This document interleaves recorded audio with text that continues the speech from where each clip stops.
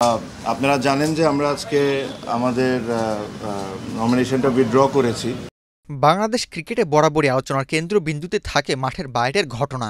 BCB নির্বাচনও তার ব্যতিক্রম নয়। নির্বাচনী দামামা বাজার পর থেকেই একের পর এক নাটকীয় ঘটনার জন্ম হয়েছে ক্রিকেট অঙ্গনে।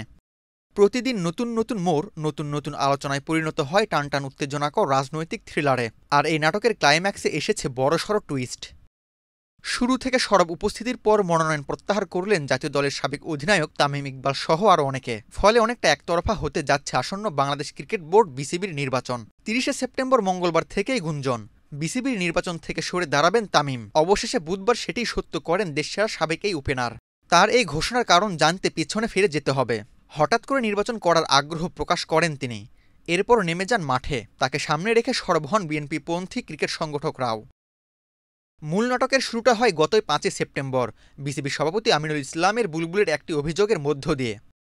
নির্বাচন থেকে সরে দাঁড়াতে হুমকি দেওয়া হচ্ছে বলে সেই অভিযোগে থানায় সাধারণ ডায়েরি করেন তিনি। এরপর নিরাপত্তার চেয়ে চিঠি পাঠান স্বরাষ্ট্র মন্ত্রণালয়ে।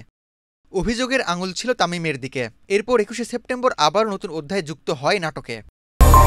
অ্যাঞ্জেলিক ফ্রেশ এয়ার ফ্রেশনার, মুহূর্তেই মন মাতানো মনোরম সুবাস, জাগিয়ে তোলে এক স্নিগ্ধ অনুভূতি।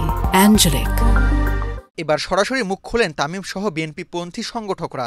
সংবাদ সম্মেলনে তারা অভিযোগ করেন নির্বাচনে সরকারি হস্তক্ষেপের, বিসিবি সভাপতির পক্ষ থেকে ক্ষমতার অপব্যবহারের। তবে তখনও জমা ছিল সবচেয়ে বড় নাটকীয়তা। ৩০শে সেপ্টেম্বর মঙ্গলবার হাইকোর্ট তৃতীয় বিভাগ বাছাই ক্রিকেট থেকে উঠে আসা ১৫ ক্লাবের কাউন্সিলর তালিকাভুক্তির কার্যক্রম স্থগিত করেন। এরপর থেকেই গুঞ্জন উঠে তামিম সরে দাঁড়াবেন। আর পরের দিনই সেটি সত্যি হলো। এখনও নির্বাচনের বাকি ৫ দিন।